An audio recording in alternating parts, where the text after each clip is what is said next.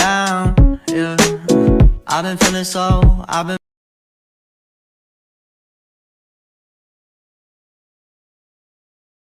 Elemen kurikulum 2013, kurikulum darurat dan kurikulum merdeka.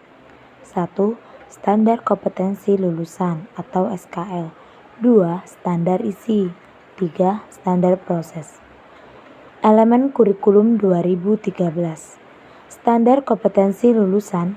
Semua jenjang pendidikan mulai dari SD sampai dengan SMA atau SMK menuntut adanya peningkatan dan keseimbangan soft skill yang meliputi aspek kompetensi sikap atau attitude, keterampilan atau psikomotorik, dan pengetahuan atau kognitif. Standar isi kurikulum 2013. Kedudukan mata pelajaran kompetensi yang semula diturunkan dari mata pelajaran berubah menjadi mata pelajaran dikembangkan dari kompetensi. Untuk pendekatan yang dilakukan adalah jenjang SD. Tematik terpadu dalam semua mata pelajaran. Jenjang SMP, kompetensi dikembangkan melalui mata pelajaran. Jenjang SMA, kompetensi dikembangkan melalui mata pelajaran. Sedangkan jenjang SMK, kompetensi dikembangkan melalui kejuruan atau vokasional. Standar proses kurikulum 2013. Bahwa semua siswa mulai dari SD, SMA atau SMK harus memiliki kemampuan untuk mengamati, menanya, mengelola, menyajikan, menyimpulkan, menyiapkan, bahkan sampai menciptakan belajar. Tidak ada di dalam kelas tetapi juga boleh di luar kelas. Guru bukan hanya satu-satunya sumber belajar, tetapi juga dapat diperoleh dari buku, koran, TV, radio, dan internet. Dan sikap atau attitude tidak diajarkan secara verbal, tetapi siswa lebih banyak melihat dari apa yang dicontohkan oleh guru. Elemen kurikulum darurat. Standar kompetensi lulusan. Kurikulum darurat mengacu kepada kurikulum dengan kompetensi dasar yang disederhanakan sehingga berfokus pada kompetensi esensial dan kompetensi prasyarat untuk kelanjutan pembelajaran di tingkat selanjutnya. Selain itu, kurikulum darurat bertujuan untuk mengurangi beban pendidik dalam melaksanakan kurikulum nasional dan peserta didik dalam keterkaitannya dengan ketentuan kenaikan kelas dan kelulusan.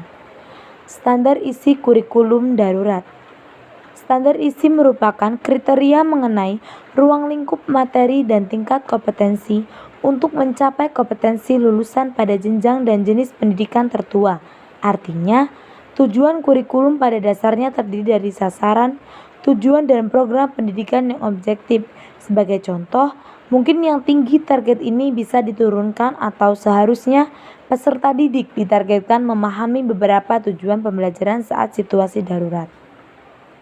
Standar proses kurikulum darurat.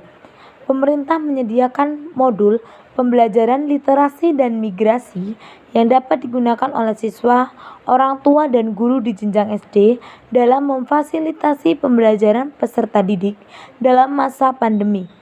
Modul ini dikembangkan dengan menuju pada kompetensi dasar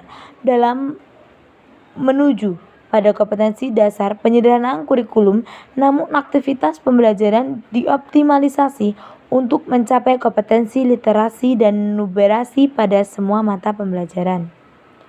Elemen kurikulum merdeka. Standar kompetensi lulusan. Mengembangkan profil belajar Pancasila pada peserta didik, seperti dimensi beriman bertakwa kepada Tuhan Yang Maha Esa dan berakhlak mulia dibagi menjadi 5 elemen, yakni berkebinekaan, global, gotong royong, mandiri, bernama kristis. Standar isi kurikulum merdeka. Ruang lingkup materi dirumuskan berdasarkan muatan wajib, konsep keilmuan, jenjang dan jenis pendidikan. Penyusunan standar isi dilakukan dengan merumuskan ruang lingkup materi pembelajaran yang sesuai untuk mengembangkan kompetensi peserta didik. Standar proses kurikulum merdeka. Pelaksanaan pembelajaran diselenggarakan dalam suasana belajar yang interaktif sesuai dengan bakat dan minat peserta didik.